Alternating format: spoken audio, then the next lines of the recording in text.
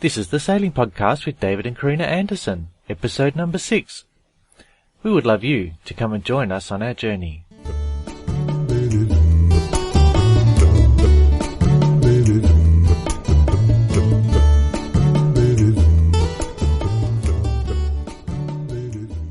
Hello everybody and welcome to the 6th episode of the Sailing Podcast.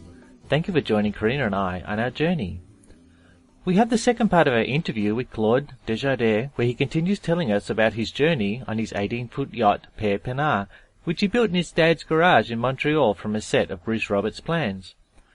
In the first part of this interview, we heard how once he finished the yacht, he sailed south from Montreal to Miami and then on through the Panama Canal.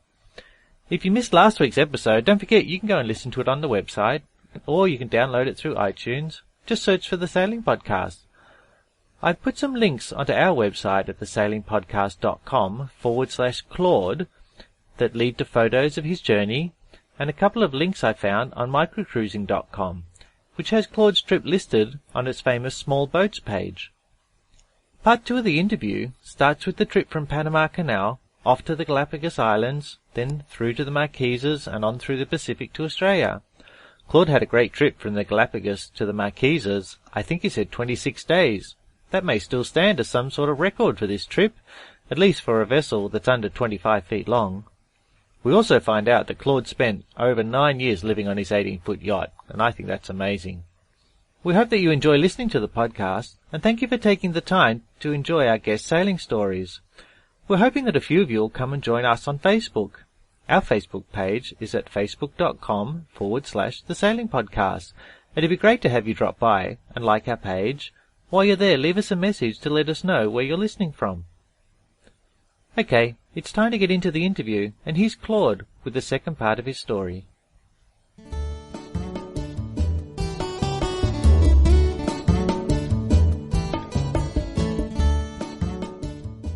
So from Panama, what was your route from Panama? Where did you go to next? Well, from Panama, that was the Galapagos was next. So that's 21 days of flat calm. So that was just, that was really tough. And in the sense that there's no wind there. And hot. And, you basically move in the squall. So you just see the squall coming and you hope they're going to hit you so you can do a bit of distance and then make it to the Galapagos. And that was, so that was very long. But, we make it to the Galapagos.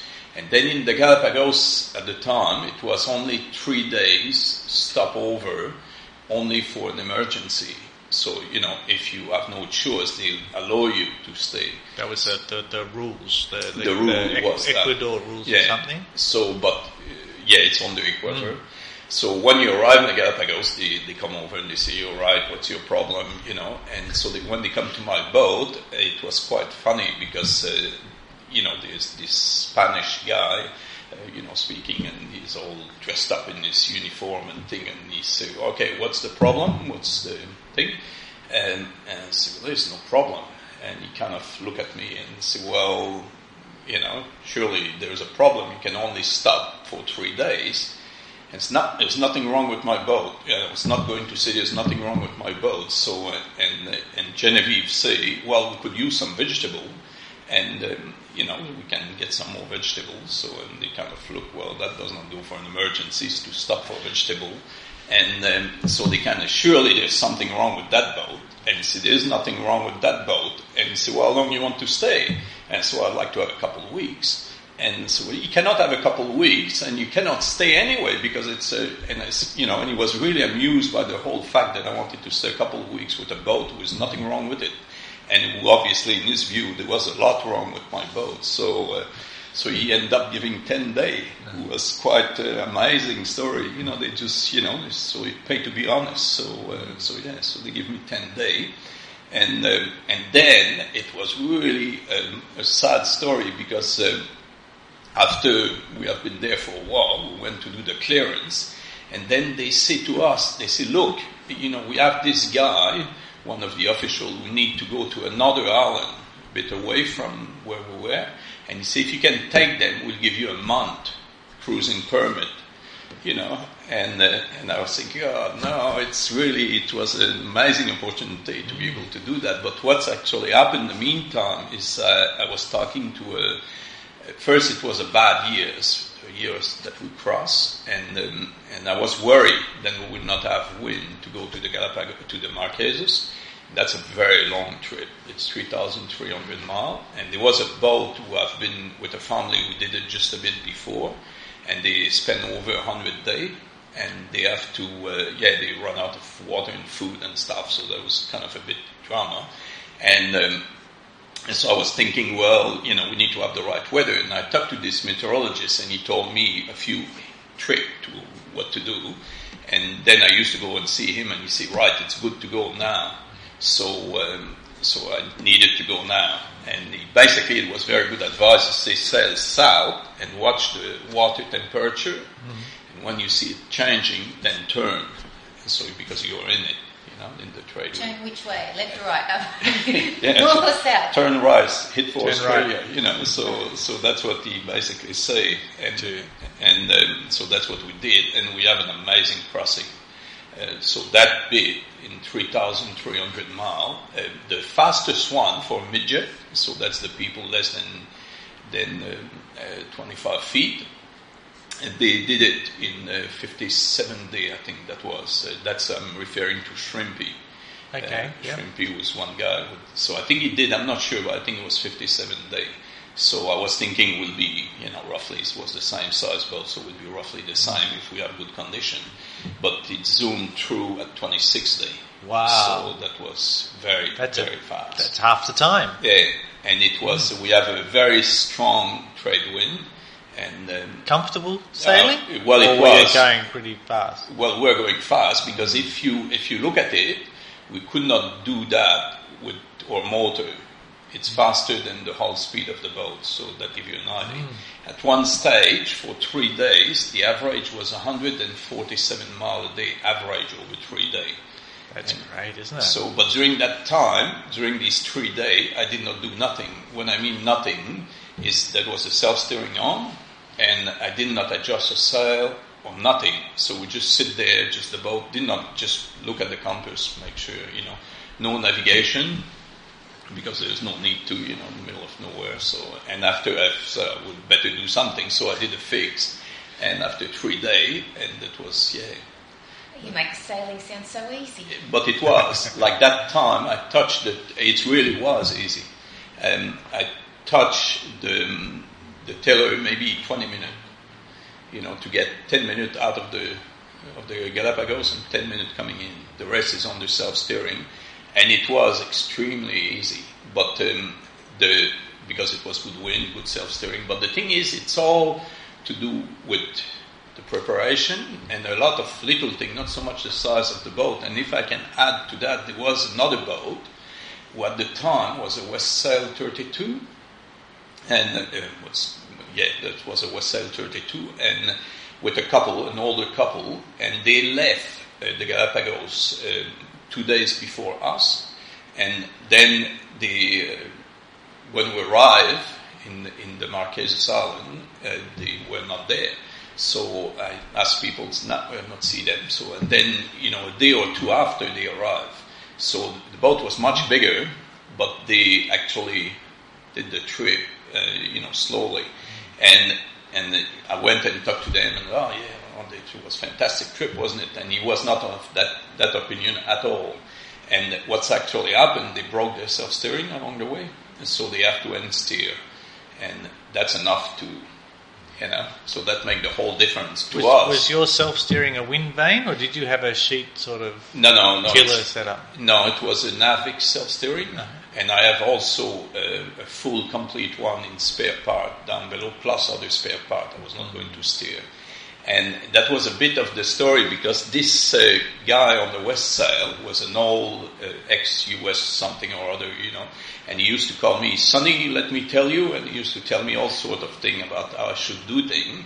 And then when he did not turn up and did a really bad crossing, it's become, obvious then my idea was probably okay, and the fact that I have a spare self-steering and spare part, really his wife really reminded him that during the trip, because they did not have the spare part to fix the self-steering, so they had to steer.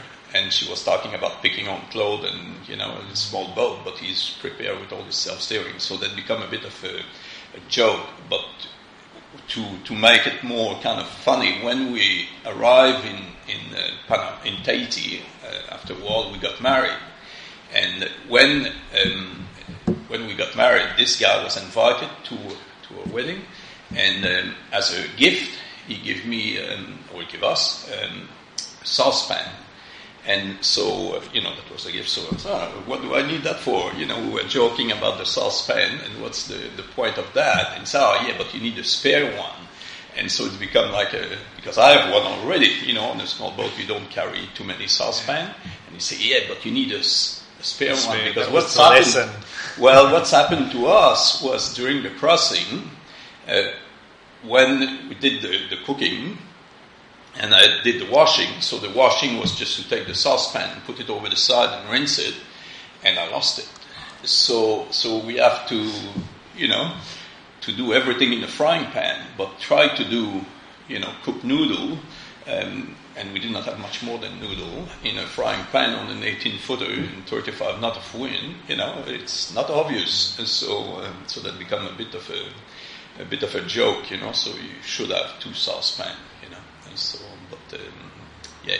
Have you ever heard? Have you sort of tracked other people doing that journey between Galapagos and the Marquesas to see if any other boats have knocked off that great run? I don't know. I have never heard of anyone doing it.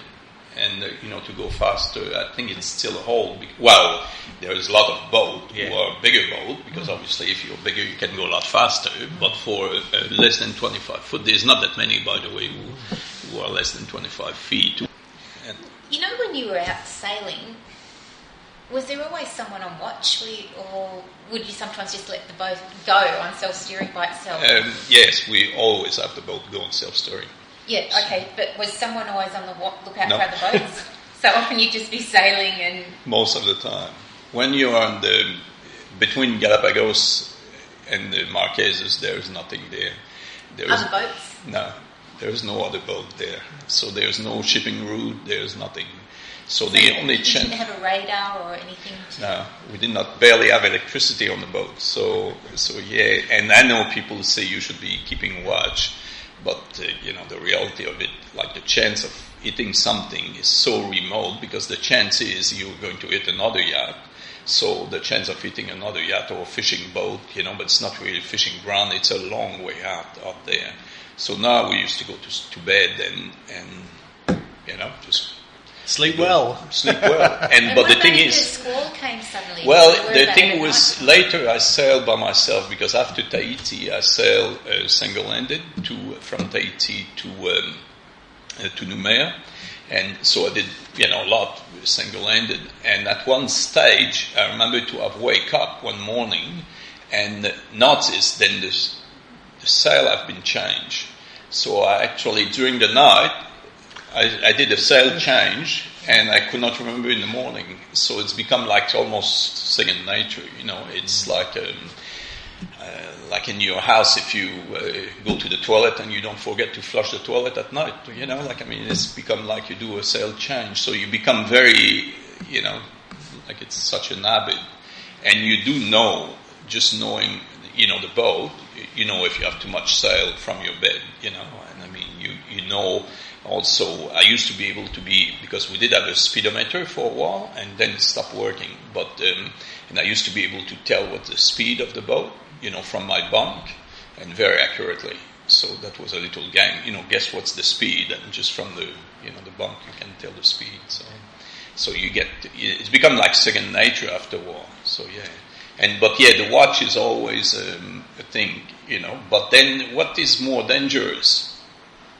In my view, is like if you are to keep watch or steering, for example, if you are to steer the boat in every weather and keep watch, I think you become so tired and things get really, So my views is just don't bother. And And like I used to have decided, and if you have a problem on the boat, the best thing to do is just go make a cup of tea and think about it. And usually that go away. And, you know, and that's really the kind of the reality of it all is like, you know, the boat will make without you, so you should not bother, you know. And one other friend, who actually was one of the guy in the 25-footer. The bucket club. In the bucket club, he was, Alex was his name, and he was a real character, and he was a Belgian guy. He was sailing from Belgium with his blind dog. You have a very big blind dog and a racing boat. You have a 24-footer who was an ex-racer, beautiful racing boat, not exactly a seagoing boat either. But he was telling us then he was actually an interesting fellow, but he sailed for the woman. That was his goal, is find the perfect place, the perfect country. So he sailed all over the world and he become fed up with Fiji. So he decided that, I have enough of Fiji. So he sailed off in the cyclone season of Fiji. And he got caught in pretty bad weather. And at one stage he was telling us, he was a real character, but he was telling us that the situation became really bad and he had a leak and he could not see where the water was coming and he could not work out anything and he was stuck in this really tremendous weather. So he decided, well, that's it. There's nothing I can do. So he drank a bottle of rum and he went to sleep. And so that's it, so nothing I can do. So that's the end of it. But he was fine.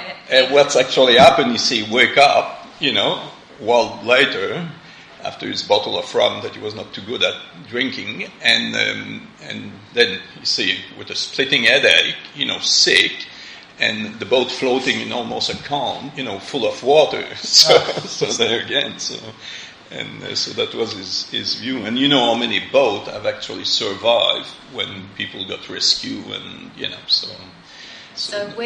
I guess when we're out sailing, or when any of the listeners are out sailing and the wives get a little bit stressed, the husbands need to say, go down and make yourself a cup of tea. Yes, he should go too. Go down and drink a bottle of rum. But he should go as well. You see, that's the point. You just let the boat go and go and make a cup of tea and think about it, or go for a nap. And then things will get better when you wake up. Fresh mind. And spare yourself, really. That's what I'm talking about. Especially on a small boat, if you kind of, there's not much you can happen out there. So really, that's the reality of it.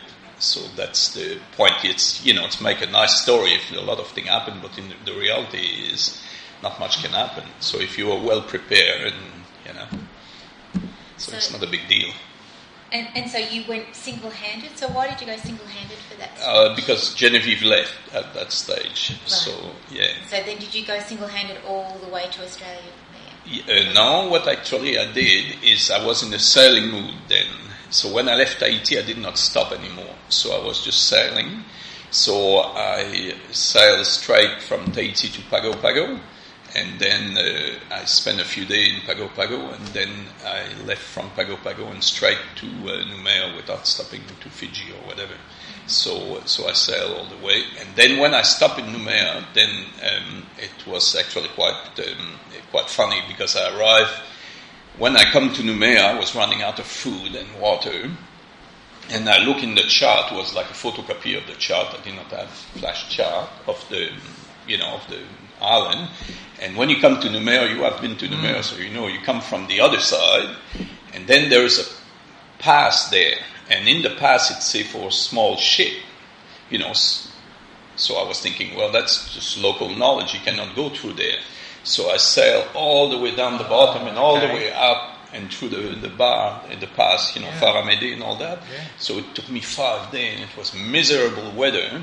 And when I arrived in Noumea, I sailed in the harbour, and I have 1 tin of bean left, and that was on a Sunday. So I eat my food, and I could not go ashore, I could not do anything, and because the quarantine was not open. So I was sitting there with my yellow flag and eating my the last tin. I've been sparing everything along the way. Then I learned that in actual fact I could have quite easily through. It saved me like 150 miles to go around. So it took me 5 days or something, because it was beating in the weather. So that was quite funny. But How about the quarantine with the cats? boats in Noumea? In Noumea was really easy. Everywhere was easy except Australia. So It's amazing, isn't it?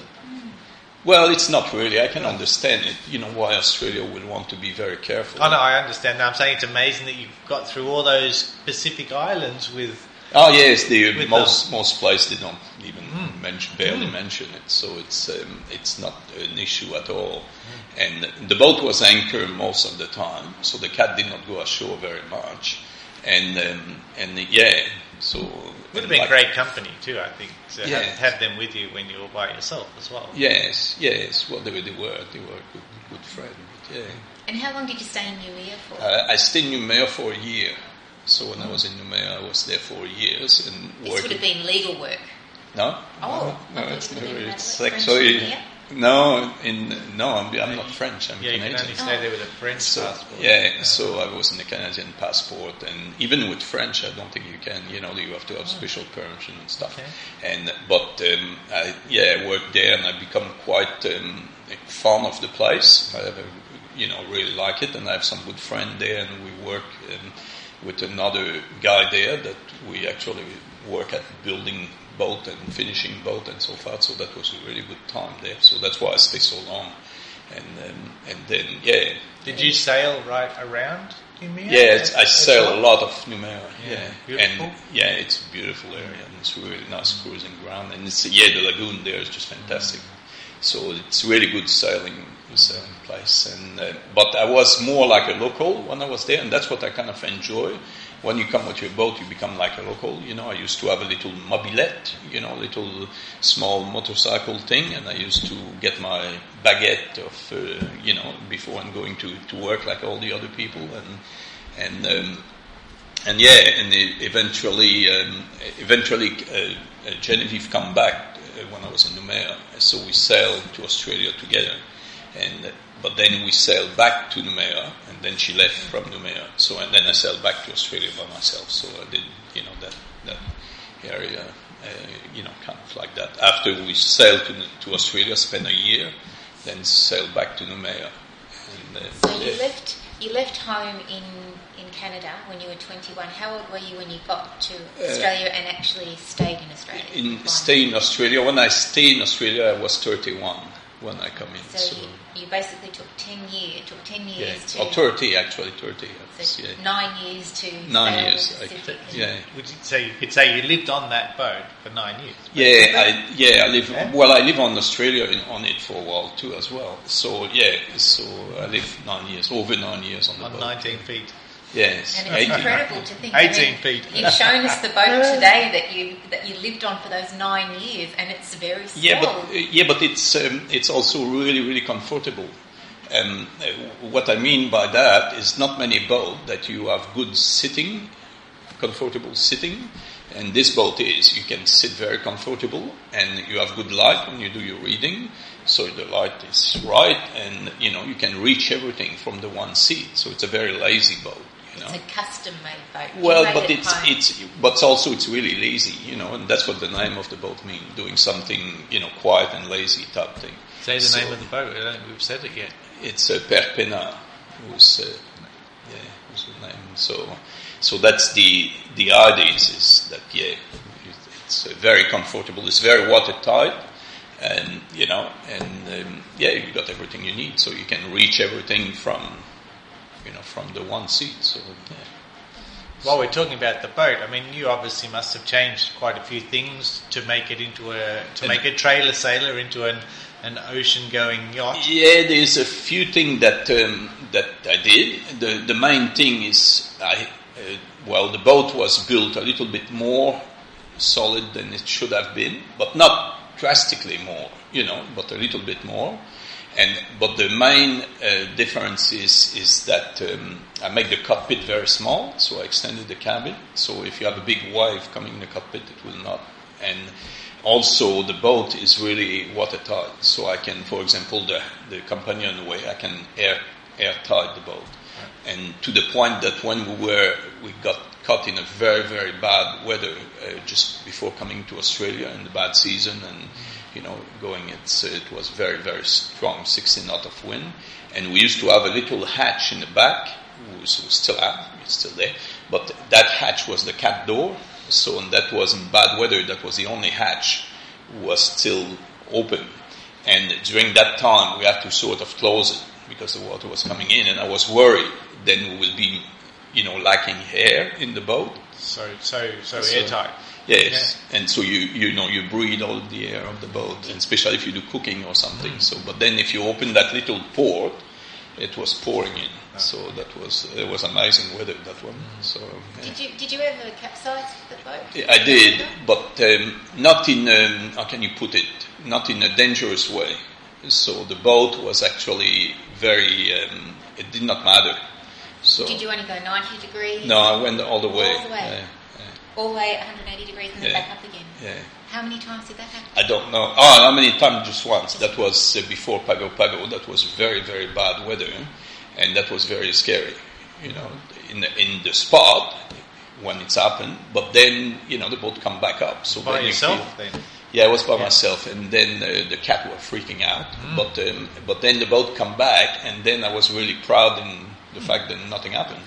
And then when I come to Pago Pago, that was quite funny because there was another Canadian boat, and they were on their second time around the world, and so they come and we come on the thing, so we kind of compare note, and they said, "Oh, how did you go?" And I said, "Oh, I was all right." And they said, "Well, have a look at our boat." And I went in their boat, and it was just amazing because the front, it was a big boat, 40-footer or something, and the pressure of the wave actually crunched all the furniture in the front of the boat. So the furniture was delaminated from the hull. Wow. And the deck was a foam sandwich deck and was totally delaminated. So that was, so the boat was in bad shape. And but then we talk about sea technique. What do you do in bad weather? And they hove to. And I did not. I ran with it. And when I did that, I have a small jib. So I was never without no sail at all, except when we come to Sydney, and we were actually going to Sydney, and when we have this bad weather before Australia, and then we did at one stage we were doing 100 miles a day with no sail.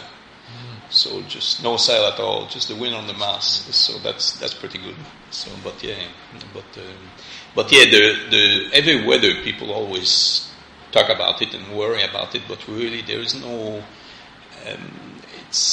How can you put it? If you prepare and if your boat is well done, there's not really that much that can happen. So you told me at some stage you did extra work with your rigging as well, didn't you? Oh yes, I did not finish that. And my rigging was super solid. Yeah. Yes, and the boat was designed basically to do anything without breaking. So that's the idea. So the mast of my boat was a mast from a Tenzer 26. It was a boat that a friend had, and they broke the mast. So they give me the broken mast. So I chop a bit of it, and I use it on that. And the stay itself was really, really oversized. And and I have stay lock fitting, and everything was the best you can get, and very strong. So that's the main thing, and also the boat was unsinkable in the sense that I have flotation everywhere. So all the hull have blown insulation about 2.5 inch all the way around. They do that in Canada for insulating inside the house. Okay. They come with a big truck and they blow the foam insulation.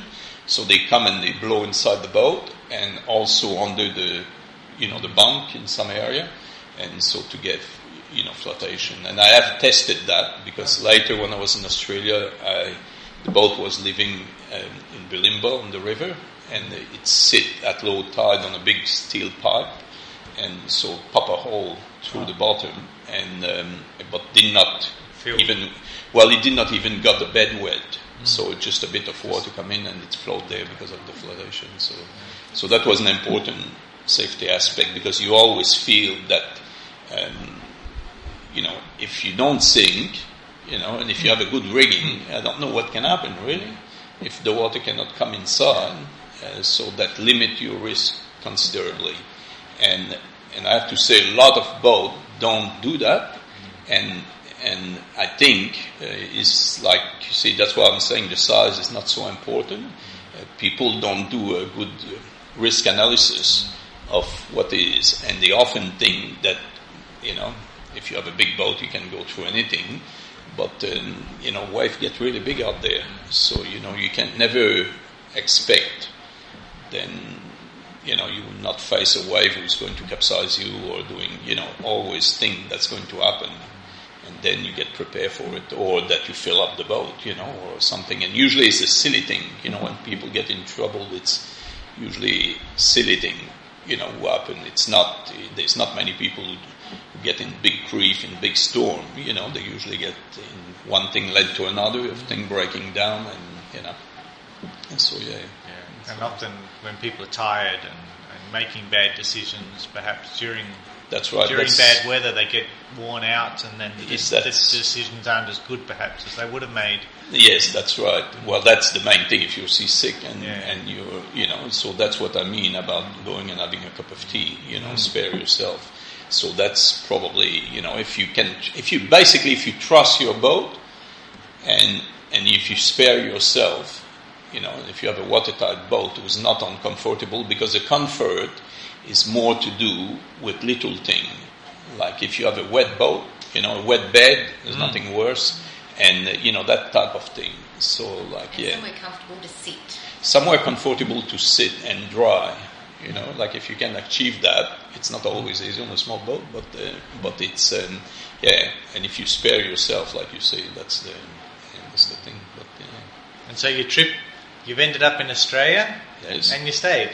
Yes, that wasn't a plan, was it? No, it was not the plan. But I come in Australia, and as I say, we spent a year in Australia first, and then I sailed back to Noumea, and then eventually come back to Australia, and during that time, the first years that I was in Australia, actually I started building boat in Australia, and illegally too, and then.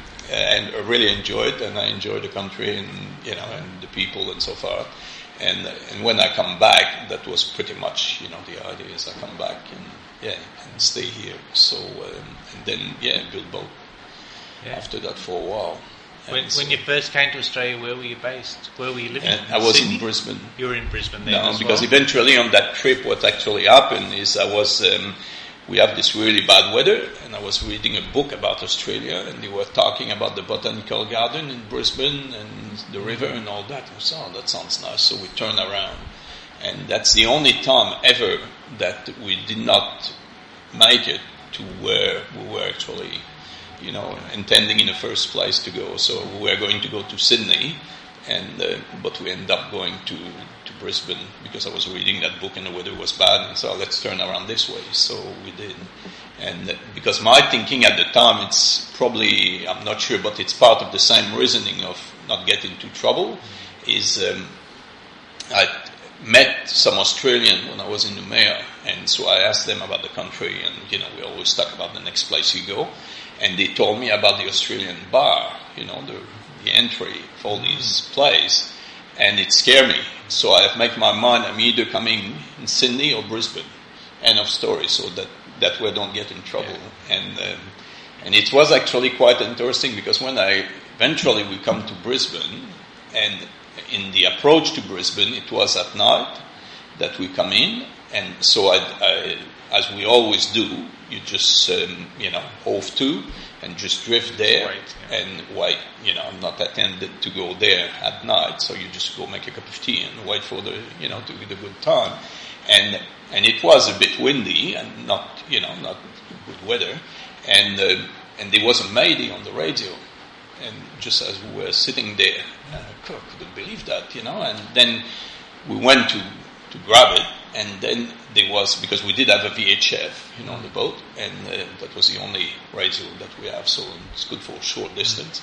But anyway, the Coast Guard were in very quickly, and so we followed the conversation of what was happening, and there was a boat who tried to get out of Brisbane, and they got into the reef. I forgot what's the name there. They went out, and it was too rough, so they come back in, and as they're coming back, they hit the reef it's there. It's like north of Morton Island there. Yeah, just by there, but not outside of Morton, just when you come in, Yeah. And Flinders, isn't it? Flinders. Right. But anyway, so they end up running aground there. And so I was thinking, that's just like Miami. They call the Coast Guard if they run aground. So I was quite amused, but it was not. It was more serious. And the keel broke off and all sort of thing. And then they went with the helicopter to rescue the people. So it was a big operation. And then so we closed the radio. Actually, Genevieve closed the radio. She did not want to hear about it. And we still drift there. And in the morning we surf in, and literally that was a fantastic, breeze, and we were flying there by Cape Morton, and we saw the boat there. Sitting up on the reef? Well, no, there was just a 2 masts sticking out, sunk. Sunk. But then the helicopter, the news helicopter, was still there, and they filmed us as we were coming in. That would have been fantastic, but I never got the footage because we were really flying, with just a small sail in the front and just going through. And if you could look in the archives.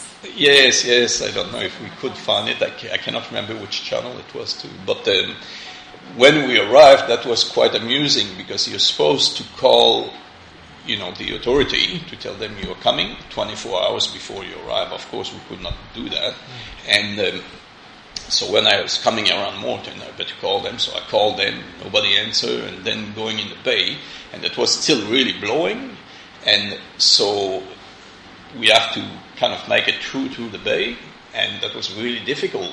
And they could not hear me, and I was tacking back and forth. So we were rounding the Cape early morning, maybe 8 o'clock or something. We're Cape Morton. But then we keep going all day to go through the thing, and no fuel, obviously. So very little, so you cannot motor through there. And and even if you motor with the chop, the motor come out of the water, so it's not much. So I was kind of tacking back and forth, and there was a Russian ship who was anchored there waiting, and he relayed my message to, so I was calling, he was relaying the message, and they say, we can, and then we saw the ship, and he was drifting, cutting the wave for me, so I can make it. It was really fun. And we spent all our time cleaning the boat, because that was the thing, when you come in, always make sure the boat is, immaculate, because it's small, and, so having shower out there with the leftover water and cleaning the bilge and, making sure everything is spot on. And by the way, about the bilge, I never have water in the bilge. Right. So we use spray and white in the bilge and tissue and clean it up nice and clean. So anyway, so we did all that, and it took till 8 o'clock at night before we make it to the quarantine dock. And I will always remember all these guys sitting on the dock waiting for us, the immigration, what was it? There was 2 for custom, 2 for immigration people, and 2 for the cat, and the quarantine, 2 for quarantine. And they all went on the boat. I could not believe that. They all went one by one, like a little group by little group. You do the custom, and then immigration, and the cat, and it's just, and then they check the food and say, what food do you have? And they're pretty strict. Yeah, they're pretty strict, but it's kind of funny. It's, for example, the egg. I think we have 1 egg. So they say, do you have a bowl? And they break the egg, and they take only the shell, and you can eat the egg. And then they take everything. And of course, the cat was the big serious thing. So they go through the cat, and then so they tell me that a lot of boat who come in, they get cranky, with the authority, because some, for example, some boat have, luxury boat, they will have a lot of provision, then they will take, and so, but you should know that, when you come in. And so I think we have very few things, obviously, but things like tin from Nouméa, tin of meat. You probably saw that when you come back. They go through all that. Yeah. So anyway, they did that, and then they come and inspect us every week for the cat. They keep visiting. Oh, they didn't take the cat off you? No. Of course not. No. I thought they would have put it in quarantine. No. If you bring a dog or a horse, they put them into quarantine. The thing is, this is quite interesting. When you come on the boat is actually was and still is Canadian. Yeah. So because legally it's a parcel of Canada, so they cannot, take the boat. And by the same token, the boat is like you have power over it. So basically, like even policemen cannot come on board because it's Canadian territory, but custom can, and the quarantine can inspect you, but they cannot take your cat because they are deemed as being in Canada, but they can force you to not put them ashore. Okay. So the whole time, and then the cat. So I could not put the boat in a marina at the dock or anything. So the boat have to be anchored mid-water, as they say. And then they come and inspect to make sure the cat are there. And if the cat escape, then you have to pay a large bond because they have to find them. So how long was the cat quarantined to your boat for? Then? Well, what's actually happened, I spent a year. We spent with Genevieve, they were in Australia for 1 year. So during that whole years, the cat did not go ashore. And then we sailed back to Noumea and then spent quite a few months in Noumea. And then I come back to Australia, and then again we went through the same process, and eventually I was settling in Australia. So I asked for them to be settled, and they say, look, you need to send them to Sydney for 9 months. And I said, well, they have been on the boat for that much, and it went through a lot of paperwork. And they were very, by that stage, they would get quite friendly. They come visit every week, to come and have a cup of tea every week. And so anyway, they were saying, I'll see what we can do. So I have to write these letters, and we have a vet, proper quarantine vet to come on board to inspect them and then give them all their vaccination, and through an application we did to Canberra. And because I was saying, look, they have been on the boat all these years. If they go 9 months in quarantine, they will die, without having me around or, being on their boat. Big change. So eventually they were quite friendly. They come over and they say, we got it. And so they got me a letter to say, and then the vet needed to come again and give them all their vaccination because they have blood tests and all sort of things. And eventually they let them, they let them go. So they become... when you were talking about the boat being a little piece of Canada, didn't you once tell me you had a bit of a standoff at some stage with some people wanting to come on your boat? Yes, that was quite amusing actually. So that was, I was anchored in the back of Bribie Island, in the Cornerstone Passage, and one of the creek there, so I was very much a local, it looked like, it can be anyone there.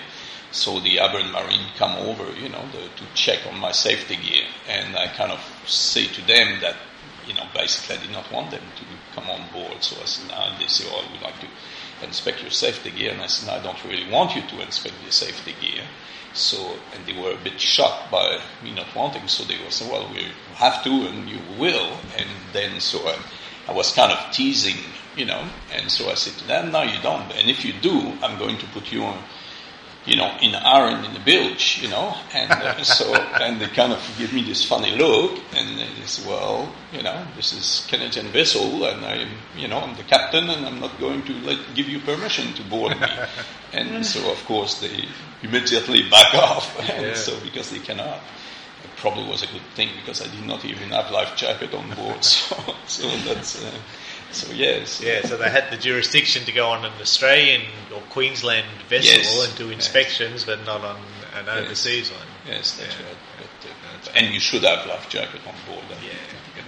It's just that I used to have a theory that if you don't use something for 6 months on a boat, you should get rid of it. So all the safety gear then become useless. And to not give the bad impression there, if you're on a small boat and you fall over the side, your life jacket is not going to do much. But you should have a life jacket. But I think especially now they have some pretty good one. But a life harness is actually really important, and that's one thing that was very, very important. Is that I used to wear the life harness all the time, even when you're in bed. So it's, once you're single-ended, you have it because you wake up at night and you rush outside, and you don't think for an emergency, so you have a sleep. So that was the thing. So to have a good harness and just put it on and learn to live with it is probably more important than a life jacket. So yeah. Well, Claude, that's been a really interesting and story, adventurous story. Yeah. Thank you so much for your time. That was a pleasure. It's always fun to talk about boat.